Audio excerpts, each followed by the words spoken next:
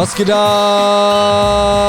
Katsudimi, Soundstar Studios zusammen mit Saswan. Leute, wir drehen eine neue Folge von Kanli reagiert. Mein Gast heute ist Saswan. Servus Saswan. Hallo. Alles cool? Alles super. Saswan ist ein Musikproduzent aus München, der unter anderem, wen hast du alles produziert? Kannst du ja selber sagen. Ja, so viel Münchner vor allem, Großes K, der Neue Süden, Tilosch auch mal. Ja, ich habe eigentlich fast mit jedem schon zusammengearbeitet, wenn man es mal so nimmt. Alias, alle möglichen. Und natürlich auch außerhalb viele Sachen, Cool Savage und so weiter. Also der Mann hat auf jeden Fall Ahnung, Freunde. Ihr habt mir Musikvideos geschickt. Wir haben jetzt hier 1, 2, 3, 4 Musikvideos in der Playlist. Ich glaube, das reicht für heute. Und wir schauen uns das jetzt mal zusammen an. Ja, bin ich gespannt. Kann ich kurz was dazu sagen? Gerne. Also, wenn ich natürlich jetzt Kritik gebe, bitte nicht böse nehmen oder sowas. Ist immer meine Meinung sozusagen und ja, Kritik macht einen nur besser, oder? Würde ich mal sagen. Genau. Ja, okay. Das glaube ich auch. Also nimm's nicht persönlich. Ihr habt mir das geschickt auch. Bin gespannt, ja. Und wir schauen jetzt mal rein. Sind es Münchner da jetzt zum Beispiel? Oder Master von Fog und überall, Dekan. oder? Master Fog und Dekan. Gottes Segen. Cool. Die sind aus Würzburg. Aber ich muss hier mal kurz das Dings machen. Also die sind aus Würzburg. Sind Kollegen von Kollegen. Okay. So mäßig. Der hat mir jetzt auf Insta geschrieben, hat gesagt, hey, wenn du Bock hast, bla bla, hau mal rein. Und ich so, okay. Okay, super. Und jetzt schauen wir uns das mal an und schauen mal, was Saswan dazu zu sagen hat, zu Master Fog und Dekan. Wenn irgendwas ist, hier ist die Leertaste Gut. drauf und dann ist Stopp. Ja.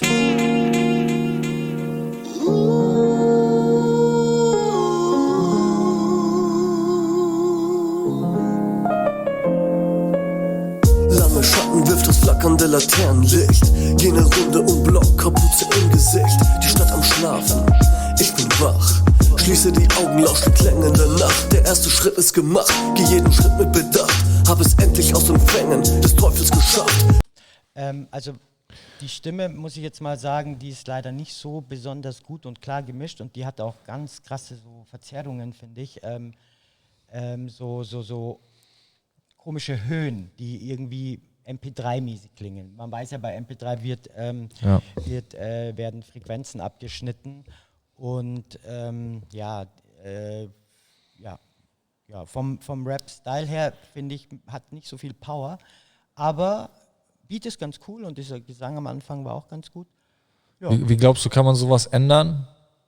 Was mit seiner Stimme passiert ist? Wir können noch mal reinhören, du kannst ja darüber... Ja. Viele heucheln so krass bei dem Erfolg, den du hast. Menschen haben mich getäuscht, spüre heute noch Hass. Gottes Segen im Petto, Glaube kann Berge versetzen. Therapiere meine Seele mit den Versen und Sätzen. Langsam lichtet sich der Nebel, jetzt sehe ich alles. Schreib Geschichten über meine Straßen, so wie Max Balles. Junge.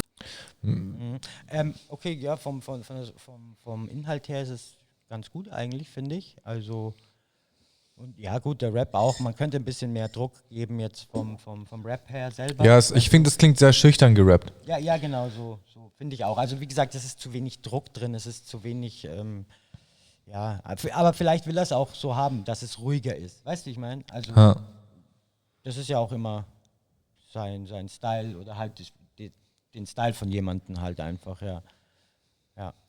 Bin mal auf die Hook gespannt, mach mal. Ja. Schnelles, verstehst du die Message? Es geht nicht um den Fame, sondern darum, was echt ist. Nur keine Hektik, live fest in der Young, nicht mit mir. Ich fang gerade erst an. Wir haben die Killer Rhymes und hängen ab am Block. Wir machen unsere Musik und haben den Segen vom Gott. Da war ein Flow-Fehler. Wir machen unsere Musik, das war zu Dings, Digga. Du musst eventuell vielleicht mal ein Wort oder einen Buchstaben wegnehmen, damit du die Zeile smooth rappen kannst. Genau, damit es halt in den Takt auch richtig passt auch. Und Ja. damit es einfach Zum Kopfnicker wird. Genau, ja. Und nicht nur zu einem, ich presse jetzt meinen geschriebenen Text einfach auf den Beat Stimmt, ja. und mach dann so, damit der Flow auch Sehe ich auch so, ja. musikalisch haltbar ist. Also inhaltlich, wie gesagt, finde ich es auch ganz okay, so. Aber es fehlt einfach ein bisschen was. So, Der Wumms der Wumms, genau, ja. und die Sicherheit. Ja. Aber da ist ja noch ein Dude drauf. Ja. Wir haben die Killer Rhymes und hängen ab am Block. Back to Roots, Dekan und Master Fog. Wir haben die Killer Rhymes und hängen ab am Block. Wir machen unsere Musik und haben den Segen von Gott. Wir haben die Killer Rhymes und hängen ab am Block. Back to the Roots. Ganz kurz, was ich gut finde insgesamt, es ist so ein bisschen oldschoolig angehaucht, also so Real Talk Rap mäßig angehaucht, weißt du, was ich meine? Und das finde ich ganz gut eigentlich, also das ist geil. Ja, das ist so in Würzburg auch irgendwie so der Vibe, Digga. Diese Oldschool-mäßig, die gammeln auch alle bei Beats and Lyrics. Okay. Kellerperle ist so ein Keller, da treffen die sich immer so und rappen dann so live ihren Zeug. Ja, das ist so wie früher bei Bunker und so. Ja, so ähnlich. Ich glaube, es ist auch angelehnt an Bunker. Ah ja, nice. Dekan und Master Fog. Ich berichte die Geschichte, als ich im Oktober... Okay, da hört man schon mal, die Stimme ist viel besser, viel klarer. Ich weiß nicht, ob ihr das im gleichen Ding aufgenommen habt, in der gleichen Booth oder im gleichen Ding, aber da hört man jetzt zum Beispiel, die Stimme ist um einiges besser, oder? Das hört man sofort. Er ist direkt klar am Start, so irgendwie. Klar, Ja. also auch vom Mix her, auch von der Aufnahme her. Wie gesagt, ich weiß nicht, ob ihr das vielleicht woanders aufgenommen habt. Kann auch sein, dass sie seine Stimme, also dass der eine chillig gerappt hat und er hat kraftvoller gerappt, sie aber die Stimmen gleich gemischt haben. Ja, mit den gleichen, weißt du, wenn das in einer Spur gemischt wurde, hat er quasi den gleichen Kompressor genau, ja. wie der andere. Kann auch sein, aber die andere Stimme klang halt, wie gesagt, einfach auch von der Aufnahme oder überhaupt vom EQing und von allem nicht.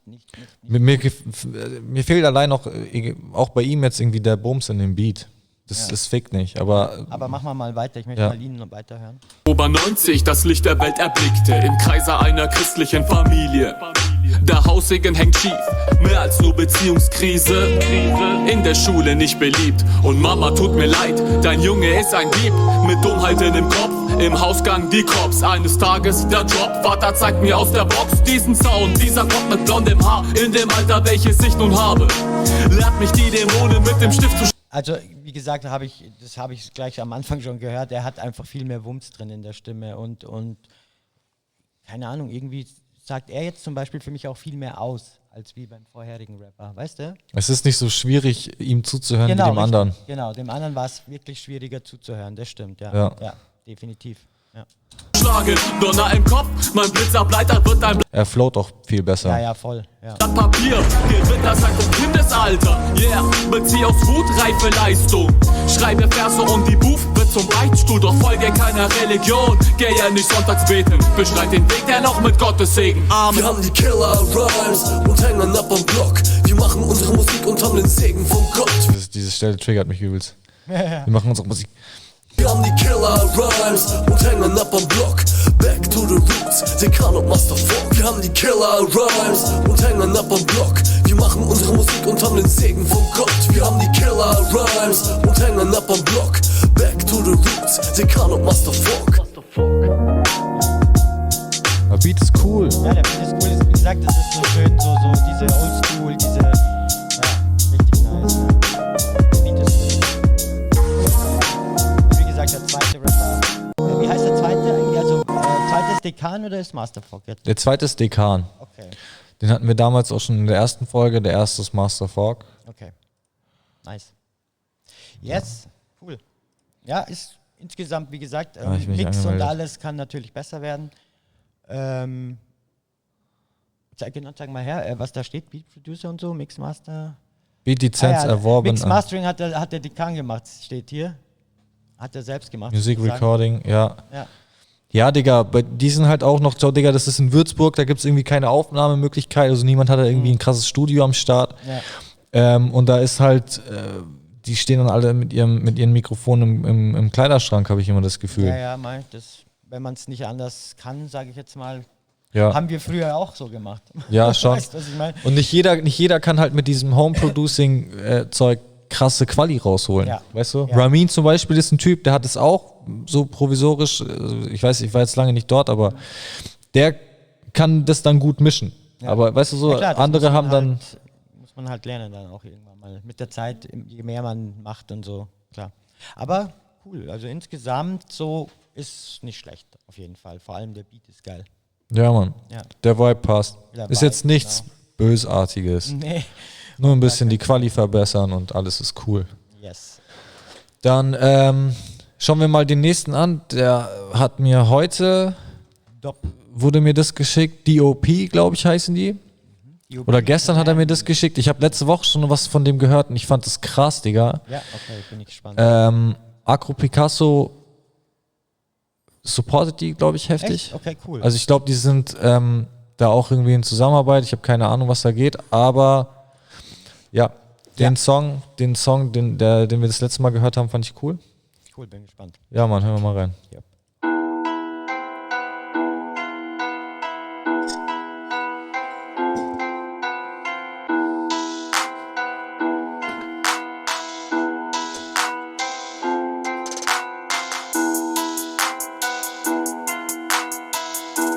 Ganz kurz, ich weiß, dass es überall in allen Videos und überall auch die Rapper, die großen Rapper das machen, aber immer diese Satanszeichen und so, sowas finde ich, keine Ahnung. Das ist, man tut damit einfach die Jugend verderben, sage ich mal. Digga, also sorry, dass der ich Private das hat auch aber, sowas gesagt. Ja, es ist so. Diese ganzen, ich weiß nicht, aber ja. War das Satanszeichen? Ja, er hat halt so gemacht, weißt du, dieses Hornzeichen da.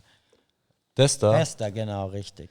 Ach, das ist ein satanistisches Eigentlich Zeichen? ist das ein satanistisches Zeichen, ja, das sind die zwei Hörner halt, das Satanshörner halt, ja. Crazy. Und wie gesagt, man sieht das überall, auch dieses Auge reinschauen, weißt du schon, dieses, und das bedeutet ja eigentlich auch 666, aber das wissen viele nicht, weil alle machen das nach, weißt du? Ja, trau keinem Promi, Digga, vielleicht... Ja, genau. Ja, genau, so in der Art. Warte mal kurz. Soll da mal ein trau keinem Promi drüber gucken. Aber ja, schauen wir mal weiter.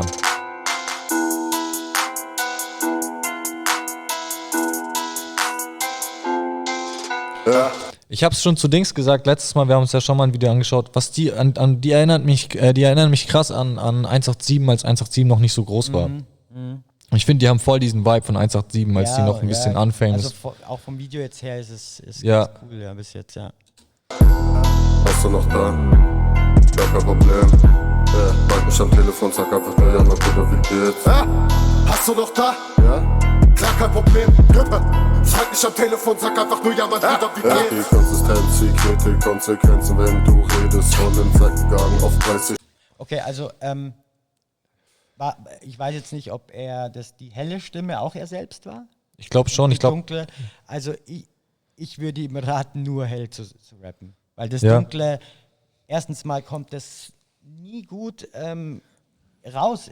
Weißt du, man muss so hinhören, um das zu verstehen, was die Leute sagen, wenn das so ultra dunkel ist. Ja. Weißt du, wie ich meine? Also, ja. Ne. Flippy jeden Penny macht er immer so. Ja, genau, stimmt zum Beispiel. Ist auch so ein ja. auf dem Style. Aber ich finde den Kontrast eigentlich ganz cool, wenn es erstmal so ein bisschen low ist und dann wieder so ein bisschen mit das Power. Schon, aber ich weiß nicht, ich muss da immer so, und wenn, dann müsste es ein bisschen anders gemischt werden, dass es besser rauskommt einfach, weißt du, dass man es besser hört und. Aber mach mal weiter. Die Karre ist Mercedes. Reebok die Kappe in weiß. Bessere Quali erhöht meinen Preis. Und es bedeutet, ich kaufe mehr Eis. Jetzt hast du kommentiert, juckt mich ein Scheiß. Gruß an die Hater, ich bring das Album des Jahres. Money am Stapel. Ja, das ist jetzt schon mal besser. Das ist krass. Viel besser, ja, das ist sehr gut. Ja. Und da ist auch die Quali insgesamt jetzt nicht sehr, sehr gut, aber schon besser wie jetzt das vorherige. Schon hörbar. Hörbarer, ja. Mit Bass und so drin. Ja, genau. Aber man sieht es auch schon, was die auch für einen Lifestyle zelebrieren. Ich glaube, die ballern sich einfach nur zu und haben Bock, Alter, das zu machen, Ja, genau, weißt du? das So? glaube ich nämlich auch. Ja, die haben halt Spaß dran, gell? Ja. So muss es sein. Egal welche Farbe. Hauptsache Bares, Kilo vergiftet im Park. Was soll ich sparen? Ich lebe nicht zweimal. Mischung aus dem Eimer, so wie ich rap, so rap keiner. Hast du noch da? Gar kein Problem. Bald mich am Telefon, sag einfach nur, ja, mein Bruder, wie geht's? Aber obwohl jetzt, schau, am Anfang fand ich es ein bisschen komisch, aber jetzt finde ich es richtig geil. Auch das Dunkle. Mit dem Wechsel. Ja, mit dem Wechsel, ja, doch, das finde ich geil. Also der Style, alles kommt cool. Also taugt mir, kommt richtig cool, ja. Aber man muss viele Sachen immer erst, weißt du, länger hören vielleicht oder ja. Ja, gibt's Songs, die hörst du einmal und denkst dir, was ist das für eine Scheiße, dann hörst du sie ein Jahr später und denkst dir, boah, krasser Ja, Song. genau. Ist halt immer auch situationsbezogen. Ja, voll. Ja. Hast du noch da? Ja. Klar, kein Problem. Frag nicht am Telefon, sag einfach nur, ja, mein Bruder, wie geht's? Sag einfach nur, ja, mein Bruder, wie geht's? Ich finde die lustig, auch in dem Video. Der Typ da hinten. mit den Grills und so, das ist echt lustig. Ja, ist geil. Bruder, wie geht's? Hast die Konsistenz, die Konsequenzen, wenn du redest. Von dem Weggang auf 30 und die Karre ist Mercedes. Gold was im Mund, ich geb Gas. Lunge ist nicht dicht, ich soll mal zum Arzt. Zellophan ist verklebt von dem Bass. Kauf neue Reeboks und Finger auf Spann. Farbe natürlich in schwarz. Du rufst mich an, denn du weißt, ich hab Tat. Hey, dass die werden, so fällt's nach nem Brat. Bruder im Paper, mein bestes Salat. Ich bin ein Schande, nur mit der Bande. Ermittlung verlaufen im Sande. Immer aufs Ganze, ich will nichts Halbes. Im Randbezirk mäßige Gestalten. Das ist so richtig, der vor 8 Jahren wäre das bei halt die Fresse gelaufen. Ja, so. voll. Gell? Ist Das ist ein geil. richtiger halt die Fresse-Kandidat. Ja. Agro TV. Ja, voll. Richtig nice. Akku das TV find ich- ladet das immer find ein. Ich, das finde ich echt richtig nice, das da, ja. Gell, ich habe mir das letzte Woche auch schon, vor 2 Wochen so, ich hab's gehört, ich fand's auch krass. Gar kein Problem. Mach mich am Telefon, sag einfach nur, ja, mein Bruder, wie geht's? Hast du noch da? Ja. Klar, kein Problem. Frag mich am Telefon, sag einfach nur, ja, mein Bruder, wie geht's? Hast du noch da? Gar kein Problem. Mach mich am Telefon, sag einfach nur, ja, mein Bruder, wie geht's? Hast du noch da? Ja. Klar, kein Problem. Frag mich am Telefon, sag einfach nur, ja, mein Bruder, wie geht's? Diese Rauchbomben sind auch geil. Ja. Das ist ein richtiges Low-Budget-Video. Aber cool. Ja, ist aber cool hat irgendwie echt gemacht. einen Also Vibe. Das finde ich echt gut, ja. Das andere Video war auch so. Die stellen sich dann einfach nur mit ein paar Jungs in einer Cam irgendwo Genau, hin. ja. Vielleicht filmen die das sogar mit dem Handy. Ja, mit einem iPhone kannst du ja heutzutage richtig, da kannst du auch 4K aufnehmen, also von dem her jetzt, wenn Ja. ich meine, kannst alles machen. Barwan, BA, Gruß geht raus an dich. Die machen ja auch immer nur hier Gimbal reingeklemmt und Ja. dann.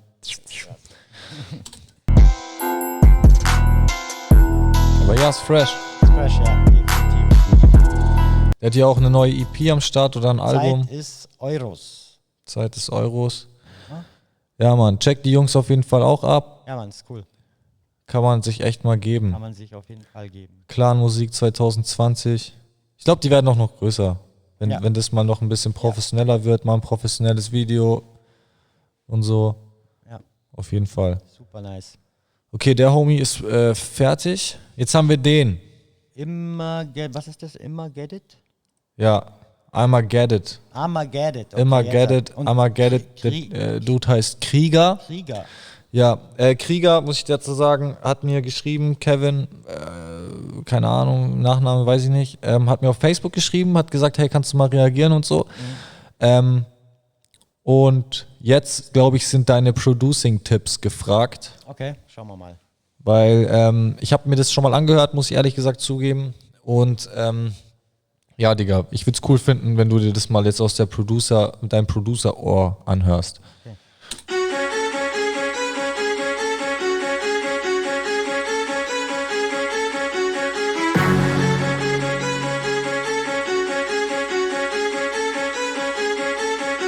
Von Weil am Rhein nach Kanada, wieder rhyme ich wie ein Geisteskranker. Keine Zeit für Scheißgelaber, ja genau, du weißt es, Kleiner. Einer wie keiner, fick die Neid ab, baller meine Bars und Whisky-Eimer. Weißt du, was ich meine? Ich finde, er float schon irgendwie cool und so, aber irgendwas in der Stimme. Ja, ich wollte gerade sagen, ich finde, das klingt alles ein bisschen dumpf. Ja, Weißt du, wie ich meine? Genau. Zu dunkel und zu dumpf, da sind zu wenig Höhen drin, es ist nicht gut gemischt halt einfach, ja. mit was kann man das verändern? Also Equalizer-Einstellung oder? Ja klar, Equalizer und vor allem, ich weiß ja auch nicht, ob er jetzt zum Beispiel den Beat auch gemischt hat, also auch in Einzelspuren hatte. Oder das jetzt, wie gesagt, ein Freebeat war und er den einfach genommen hat und so draufgepackt hat. Ja, da ist noch ein zweiter Part drin. Ja. Und ich glaube eher, dass es so ein Ding ist, dass die Hook und der Part schon drauf war und ich glaube, er hat nachträglich sein Dings drauf gemacht. Okay. Wir hören mal weiter. Ja. Keiner dabei, da ist wieder Meister. Und Krieger heißt der Dealer, der Lieder, nie wieder Verlierer, nur Spieler und... Sorry, ganz kurz noch. Man hört auch an der Stimme, ich weiß nicht, ob er da extra was drauf gemacht hat, aber die Stimme hört sich ein bisschen wie ein Raum, also wie wenn ein Raum da wäre, weißt du, also nicht wie in einer richtigen Booth, wo es totenstill sozusagen ist. Ja. Es hört sich ja, so ein bisschen räumlich an, was nicht so gut ist jetzt. Als hätte er es ohne Abdämmung aufgenommen. Ja, genau, ja. Klingt zumindest so. Oder er hat nachträglich einen Raum drauf gemacht, aber der ist dann nicht gut gewesen. Ja, Müssen wir mal wissen, mit was er mischt eigentlich. ja, genau, ja. Tiger, spiel in der Liga, du Wichser, nur FIFA. Ich trinke den Sixer und rauche nicht Shisha, lebe la vida. Ich beiße wie Kiefer, zerreiße wie Tiger und zeige wie Beamer, Reiz auf Lied. Aber ich finde den Flow Der cool. Verkehr, Dieses wollte ich grad sagen, Babadabadabadabadab. Ja. Das ist cool. Wenn das anständig gemischt ist mit richtig Bums und Ja, so, kann genau. das auf jeden Fall, hat's Ja. Potenzial. So. Also ich wollte es auch gerade sagen, also vom Flow her und schnell, also wie schnell er das durchrappt und das ist schon cool, auf jeden Fall, ja. Da heiz mit dieser, quer durch Ibiza, scheiß auf die, der Krieger ist realer. Speaker von Air Max, die Speaker sind perfekt, alle Spießer sind perplex, wenn Krieger nen Text-Rap, ich zeige, der Rap weg, wer ich bin und was ich mach, ich greif, was mich festhält. Er tut auch die Flows ändern teilweise. Einmal so, dann so und das finde ich immer ganz gut, wenn man so seine Flows ändert, weißt du, ich meine? Wenn sich das einfach Zum Beispiel halt, wie wechselt. gesagt, wenn man und dann wieder, weißt du, also Ja. immer so Flow-Änderung halt. Das finde ich immer ganz damit der Part seine Höhen und Tiefen hat Genau, ja. und nicht nur so ein Ding ist, was so durchgezogen wird. Ja. Mit all meiner Kraft, die Stadt ist wach, die Kraft ist schwach, du Spaß bist schwach wie der Schwamm im Bach. Ich lach so krass über dies und das und du schiebst Hass. Bin ein Rächer wie Robin, für die Armen im Block drin. Bin kein Gangster, doch box den, der mich entern und fronten will. Das ist dann so. Also das war schon drauf. Ich glaube, ich weiß nicht, aber es hört sich so an.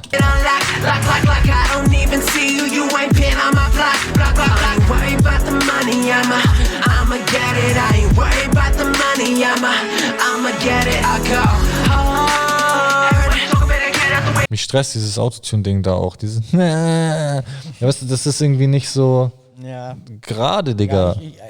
Ich kenne den Song jetzt nicht. Wie gesagt, es kann echt sein, dass das ein Instrumental von irgendeinem Army ist oder so. Ja. Wo der erste Part einfach frei war. Ja. Der zweite Part ist auch ein Army. Oder er hat es echt selbst gemacht, aber ich weiß es nicht.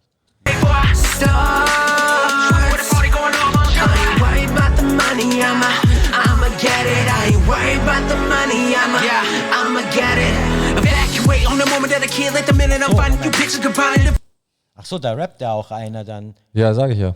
Der zweite Part ist dann auch ein Army. Aha. Ja, derselbe halt. Aber da hörst du, finde ich, den Quali-Unterschied zum ersten schon ein bisschen. Schon eben, ja, eben. Mach mal weiter. Also da ist die Klangqualität von der Stimme schon etwas besser auf jeden Fall. Also gut, der Beat, wie gesagt, der drückt auch und hat auch Bass und alles, ist ganz cool, aber da ist die Stimme auf jeden Fall klarer und besser, ja.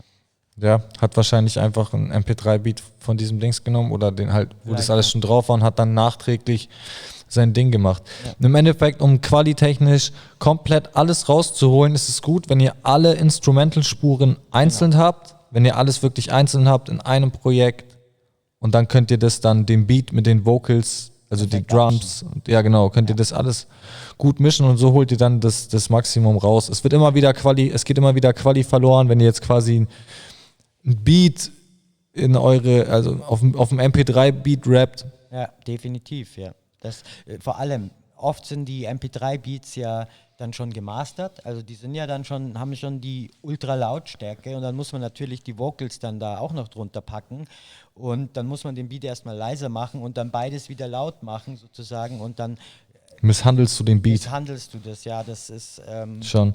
Und dann auch gerade durch dieses YouTube-Converter-Ding geht dann auch nochmal Quali verloren. Definitiv, ja.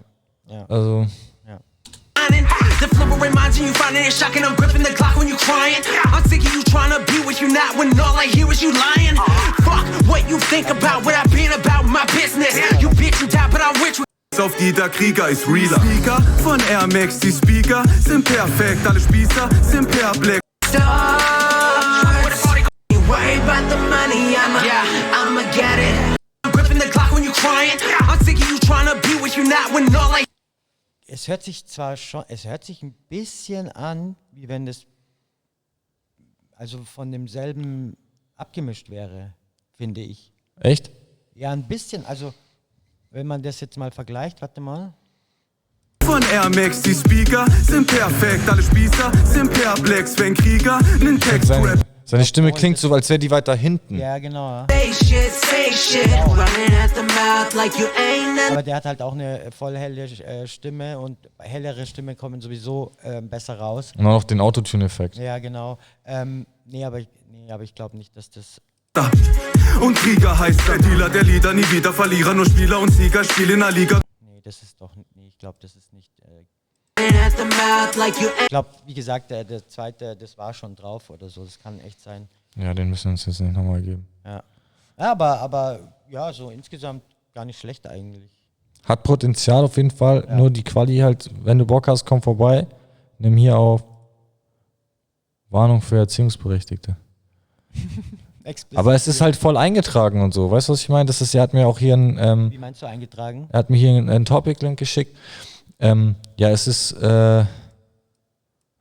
mit Rechten und so bei ihm. Ah ja, okay. Weißt du, es ist so, deswegen habe ich mir auch gedacht, Entweder er hat echt beides gemacht, also Englisch gerappt und gesungen und Deutsch, keine Ahnung. nee, es steht ja Feature. Ach so, da steht Feature, oder wo steht das? The Elephant Ach ja, hier, Letter. der Elephant Ladder, ach ja, klar. Hat sich Krieger halt- und der Elephant Ladder, stimmt. Ja, dann haben die sich vielleicht zusammengetan und dann einen Song gemacht.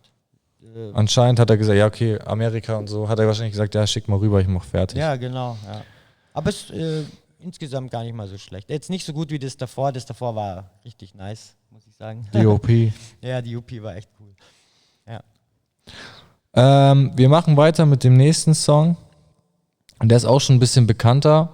Kyle's More kenne ich jetzt auch gar nicht. Ich kenne den auch nicht. Das hat mir Alex geschickt, Homie aus Berlin.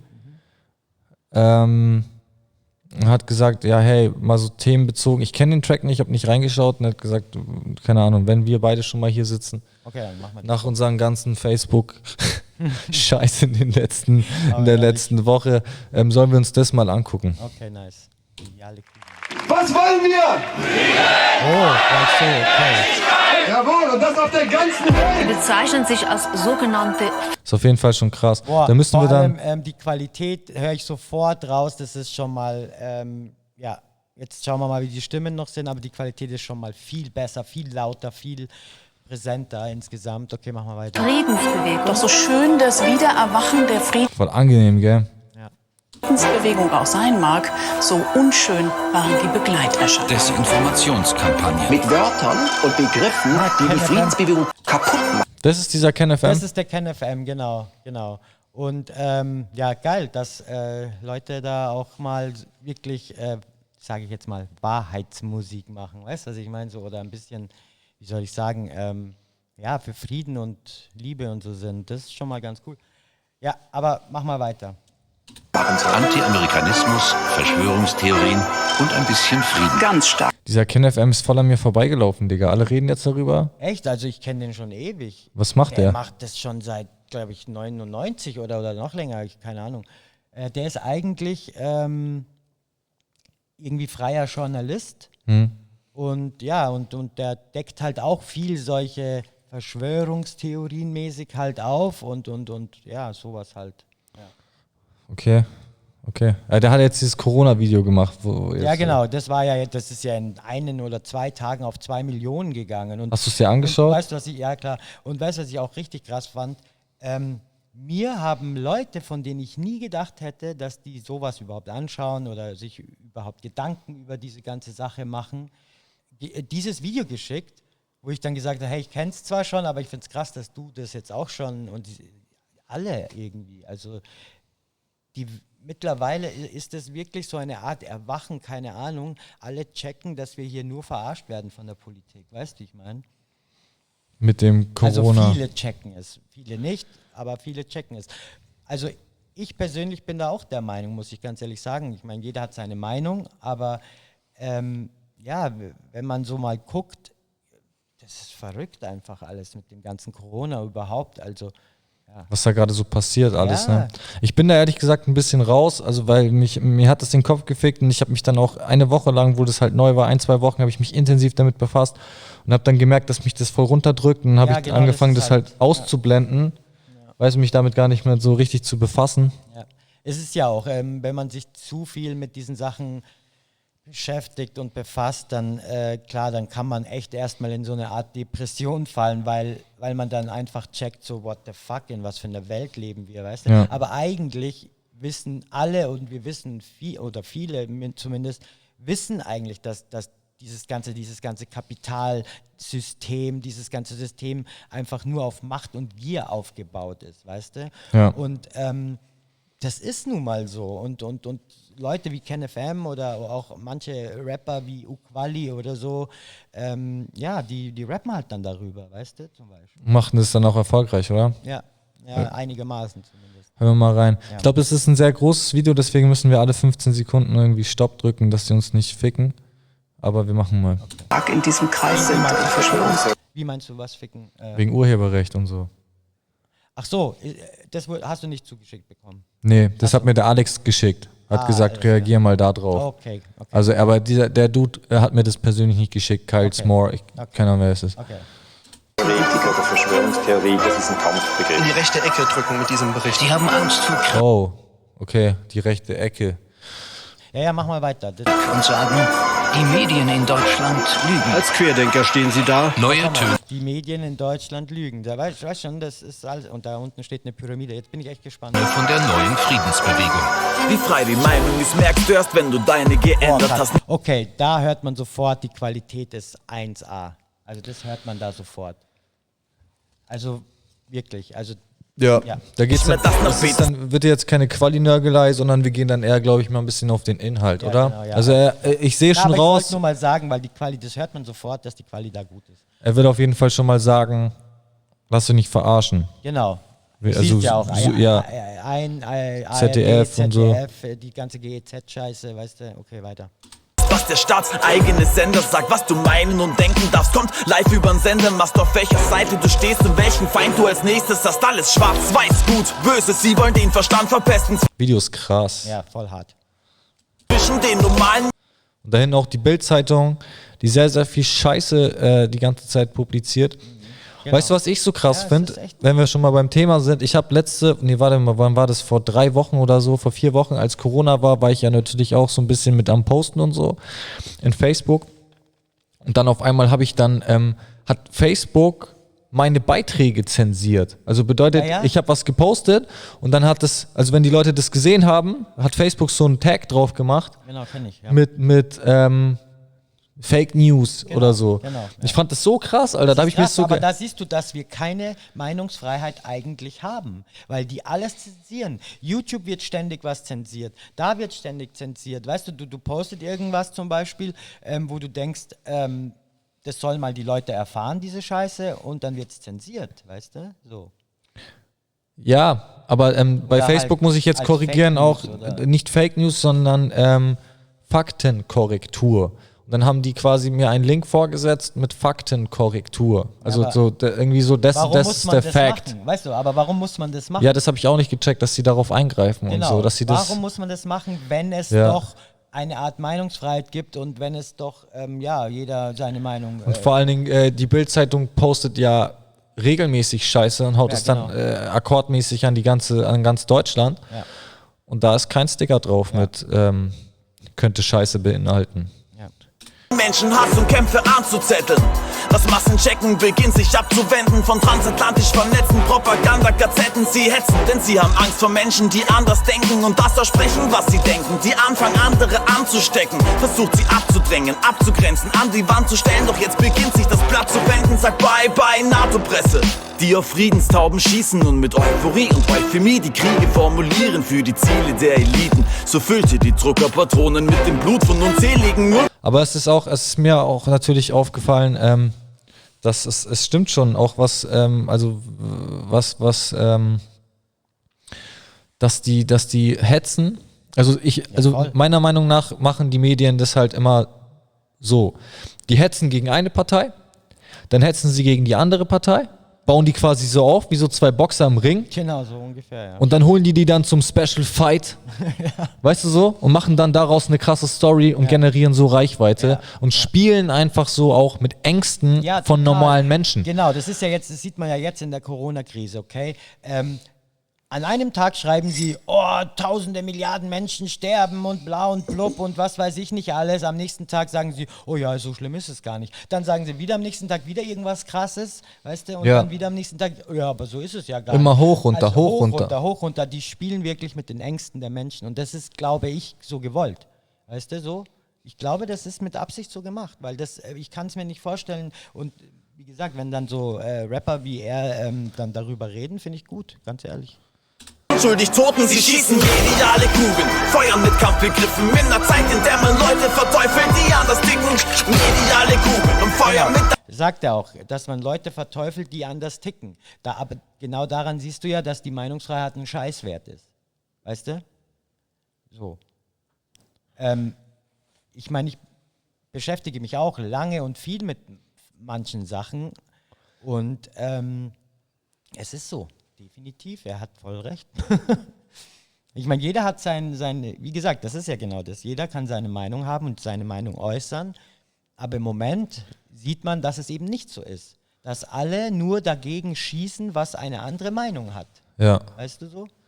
Schon. Aber voll hart sogar, also richtig krass. Dann wirst du, wie gesagt, wenn du Nazi genannt und was weiß ich nicht alles. Das ist verrückt, finde ich. Muss ich ganz ehrlich sagen, ist verrückt. Wenn man einfach mal seine Meinung äußert, in einer Plattform, in der normalerweise jeder seine Meinung äußern darf. Ja. Genau, ist ja nicht so, dass, es ist ein schwieriges Thema, Bro. Schwierig. Anzustiften, denn die Ketzer von damals, das sind heute die Aktivisten. Mediale Kugeln mit Blut verschmierten Texten. Ich werde niemals schweigen, irgendwer muss sich widersetzen. Mediale Kugeln versuchen mich zu treffen. Meine Friedenstaube braucht heute schusssichere Westen. Die Wahrheit ist das erste Opfer des Krieges. Journalisten im Dienste der Propaganda. Geil, er hat halt auch diese Maske da, weißt du schon von dem Film. Wie heißt der Guy? Nee, wie heißt dieser? Keine Ahnung. Interessant, ja. Digga, wenn wir schon mal dabei sind, ich habe da mal was gesehen, das hat mir auch, da war ich richtig geflasht, Alter, ich schwör's dir. Das war ist schon länger her, das Video. Da haben die so quasi so ein Aufklärungsvideo gemacht, was die öffentlichen Medien für eine Scheiße reden. Ja. Und da war ein Typ, also das war so ein Beitrag von, ich habe keine Ahnung, Mann, irgendwas Öffentliches, so auch so ZDF, ARD-mäßig, WDR, kein Plan, irgend sowas. Und da war ein Journalist halt, oder so eine Alte halt, steht so da und sagt dann so, ja, bla bla, hier in Syrien ist gerade voll der Krieg, dies, das, wir haben einen Außenkorrespondenten am Start, bla bla, wir schalten jetzt live zu dem. Und dann steht da so ein Kerl und der steht halt dann so da in der Wüste und sagt dann so, ja, hier genau 2 Kilometer hinter uns sind gerade richtige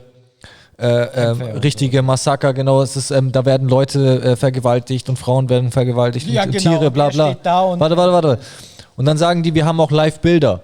Weißt du, wir haben Bilder, wir haben Videos davon. Ja. Und dann haben die Bilder eingeblendet, also Videos, so Handy-Film-Videos, wie dann so mit Masken und so und mit AKs, so die Taliban-Typen halt so rumlaufen und dann voll Stress machen und Frauen klatschen und was weiß ich.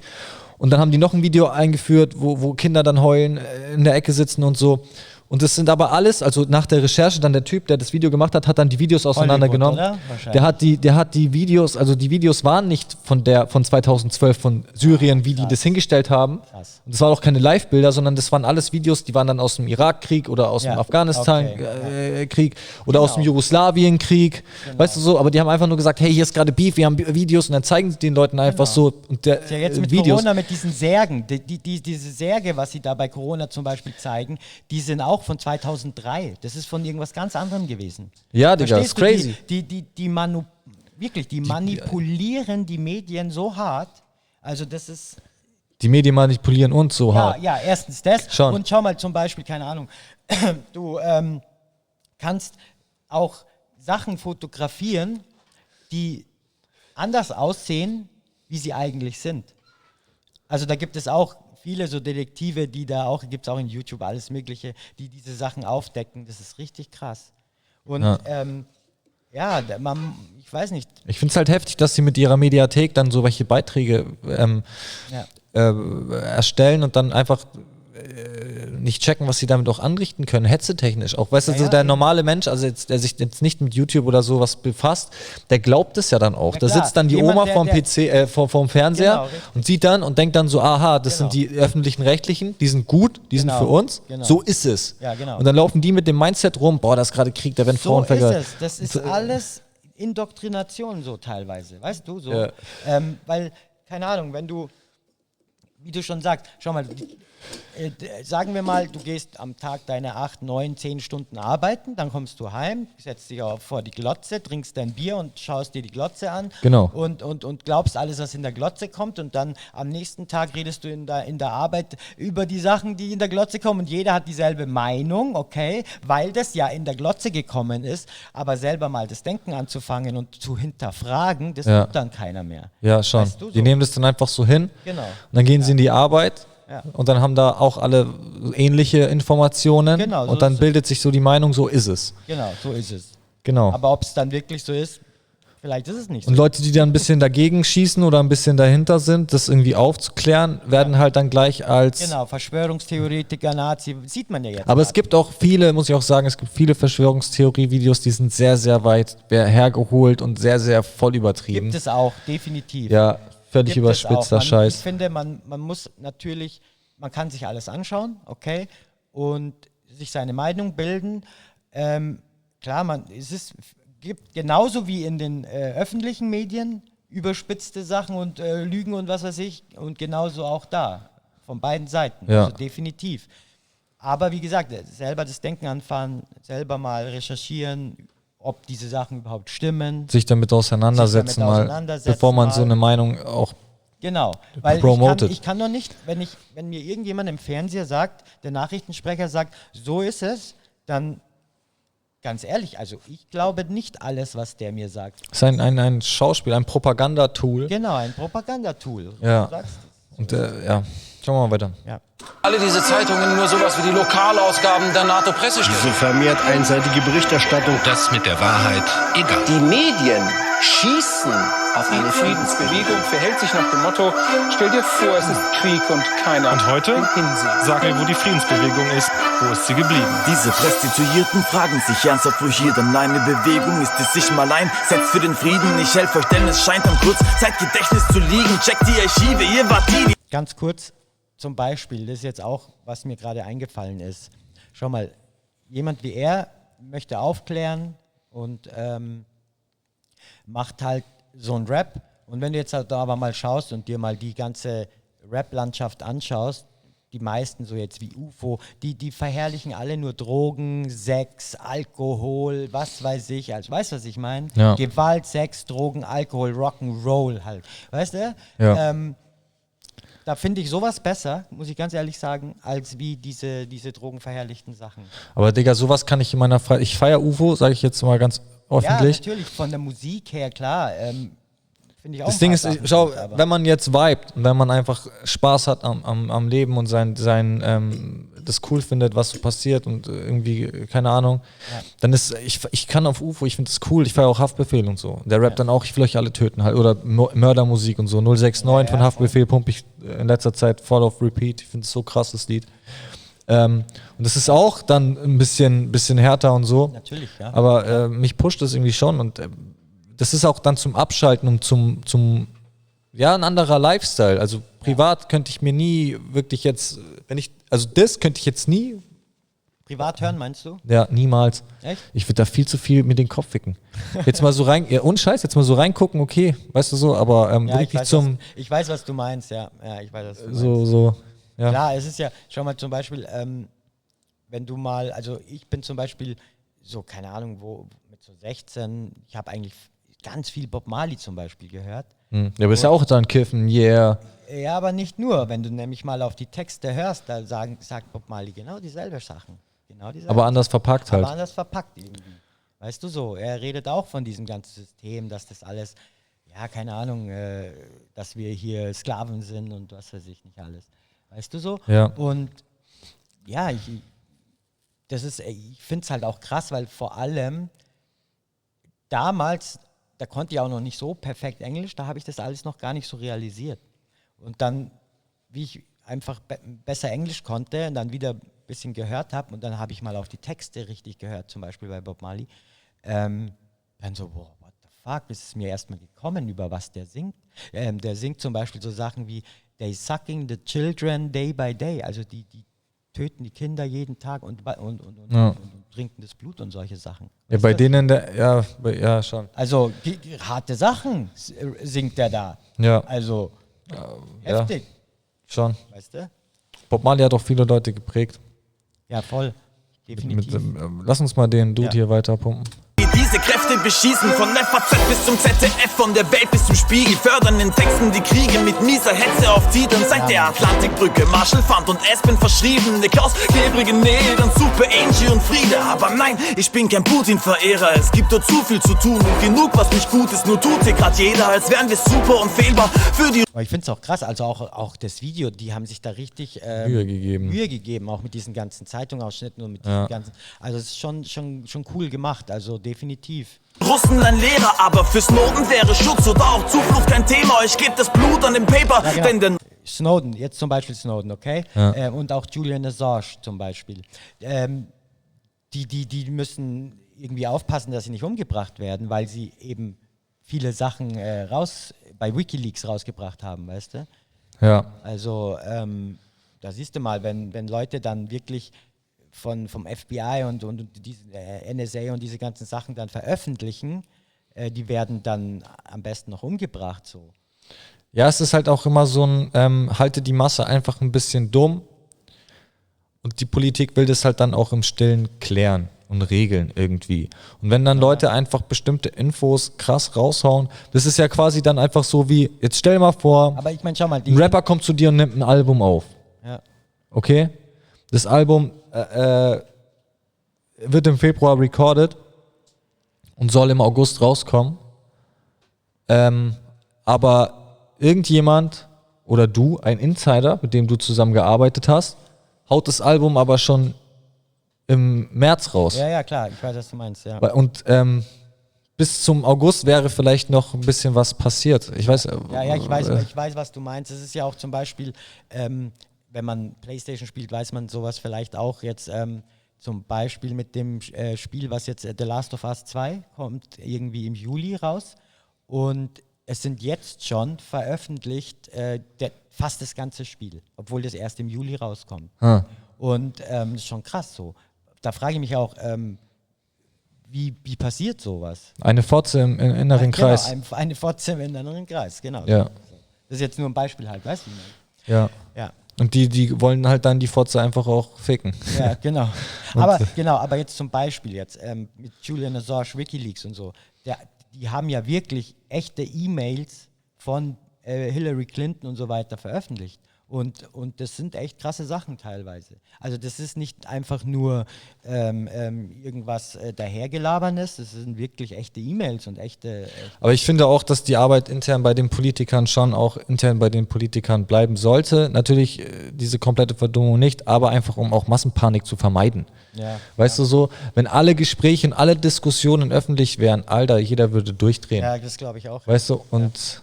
Das ist so. Ja. Ich glaube daran wirklich, dass die im Kern auch nur das Beste für uns wollen.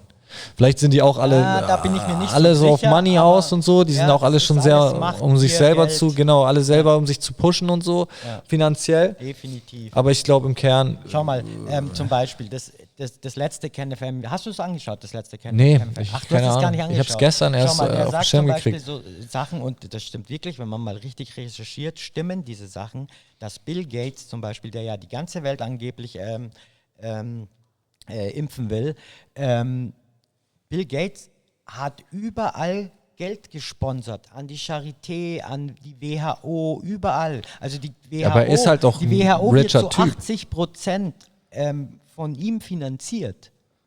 Weißt du, was ich meine? Und dann ist es schon strange. Was hat das dann mit Politik noch zu tun? Ja, es ist halt einfach auch eine Krise, die gerade bewältigt werden muss. Und alle wollen es so schnell wie möglich weghaben. Und dann ist halt ein Typ, der so viel Money hat, ist klar, dass solche Leute eingreifen müssen. Weißt du so im Endeffekt? Ich weiß es nicht. Ob die wirklich auch das Gute wollen oder das weiß ich nicht, aber ich kann es mir im nicht Kern liegt es, glaube ich, im Ego eines Menschen, dass er sich selber pushen will und dass er dann selber als der krasse Typ in den Medien sein möchte. Das ist auch ganz normal. Bill Gates will sein Spotlight abgreifen als der Messias. Ja, und jetzt, ja. Neue kalte Krieg ist auch Produkt eurer Feder und ihr versucht was mit jeder Zeile die Meinung zu leiten und gleich den meisten zu zeigen. Verstehen ist scheiße und zeichnen deine Nukleargegner. Sie schießen mediale Kugeln, feuern mit Kampfbegriffen in einer Zeit, in der man Leute verteufelt, die anders ticken. Mediale Kugeln, um Feuer mit anzustiften, denn die Ketzer von damals, das sind heute die Aktivisten. Mediale Kugeln mit blutverschmierten Texten. Ich werde niemals schweigen, irgendwer muss sich widersetzen. Mediale Kugeln versuchen mich zu treffen. Meine Friedenstaube braucht heute schusssichere Westen. Die Redaktionen werden von Leserbriefprotesten geradezu überschwemmt. Wir haben massenhaft solche Post bekommen. Es geht um unsere Glaubwürdigkeit und die scheint erschüttert zu sein. Ein zentrales Thema, Medienkritik. Wir würden nicht das Ganze. Eine Kultur des Krieges, des Hasses, des Konsums, des Misstrauens und der Intoleranz gegenüber anderen. Medien in der Vertrauenskrise. Ich habe keinen Bock mehr auf diese Eliten, die sich immer in Eskalation aufgeilen. Ja, Auflagen nehmen sehr, sehr stark ab. Man sieht euch angeschlagen am Abgrund hinken, weil die Massen wach sind und mit Taschentuch zum Abschied winken. Abozahlen sinken und bald werdet ihr ganz verschwinden, weil ihr von den Bäumen doch nie von dem ganzen Wald berichtet. Feindbilder zeichnen aus den kleinen Minderheiten, bis der Kleinstadthorizont bald wieder scheint. Überheimen, ihr geht Seite an Seite mit den Schlägern und den Knüppeln, denn ihr selbst habt seit Jahren dieses Problem herangezüchtet. Hinter dem, der hierher flüchtet, liegt ein brennendes Heim, echtes Leid. Doch er kriegt nur Sendezeit, wenn es nicht live den Besten zeigt. In Echtzeit, während ihr bei den Protesten schweigt, sofort in eine Ecke treibt. Ich frag mich, ist es ernst gemeint? Und allzu Deutsche, Antideutsche lesen weiß und denken weiß. Mit Landesfahren gegen Nationen, was doch befremdlich scheint. Araber mit Palituch, sein Terroristen. Nicht lernen aus unserer Geschichte, kein Fuß breit den Rassisten. Denn Verbrecher sind Verbrecher, ganz egal wer es ist. Es geht um Taten und nicht darum, welche Flagge man hisst. Bei eurem medialen Doppelstandard mach ich nicht mit. Ich sag die Wahrheit, ganz egal, ob ich das darf oder nicht. Sie schießen mediale Kugeln, feuern mit Kampfbegriffen in einer Zeit, in der man Leute verteufelt. Ist auf jeden Fall auch dope gerappt so. Also man hat Bock zuzuhören. Ja, vor allem, wie gesagt, auch die Qualität hört man einfach sofort. Die Qualität ist richtig gut, es ist gut produziert, gut aufgenommen, richtig gut gemischt, gut gemastert. Gut konzipiert. Ja, und vor allem, wie gesagt, das Video ist krass, vor allem, was die sich da für Mühe gegeben haben mit diesen ganzen Sachen, weißt du, mit diesen Zeitungausschnitten und diesen ganzen. Es ist krass, dass ich den jetzt mediale Kugeln, um Feuer mit anzustiften, denn die Ketzer von damals, das sind heute die Aktivisten. Mediale Kugeln mit blutverschmierten Texten. Ich werde niemals schweigen, irgendwer muss sich widersetzen. Mediale Kugeln versuchen mich zu treffen. Meine Friedenstaube braucht heute schusssichere Westen. Was ist denn jetzt? Die Journalistin wird von den Lesern unter Feuer genommen. Schließen Sie die Leserbriefe. Leserbriefe, das ist alles im Netz. Aber sicher machen Sie die Foren dicht. Oh nein! Was? Die Leute weichen auf Facebook aus? Ja, dann moderieren Sie, blockieren Sie, löschen. Aber wir kämpfen doch für die Meinungsfreiheit. Ja, aber doch in Russland, nicht hier. Ja, krass. Okay, heftig. Ja. Ja, crazy. Ja, das ist echt crazy. Habe ich nicht gekannt.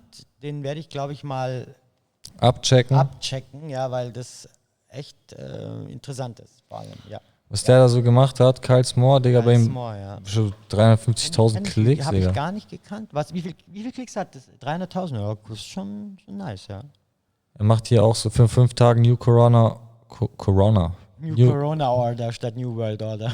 Virus Freiheit, Rockefeller. Ja. Er ist auch voll auf seinem Trip, so, ich kläre euch alle auf jeden Fall. Ach, der macht nicht nur Musikvideos, der macht auch so Aufklärvideos eben. Ach krass, den kannte ich jetzt zum Beispiel noch nicht. Sieh mal an. Kannst du ja mal geben, den Homie? Den mache ich mal, den Homie, den gebe ich mir mal. Den okay.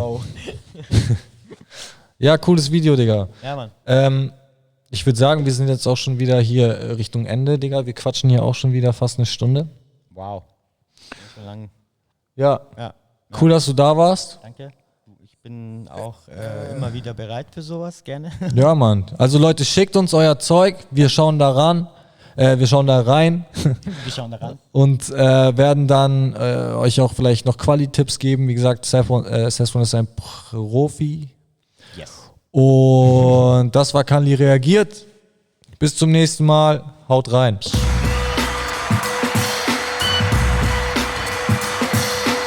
Oh.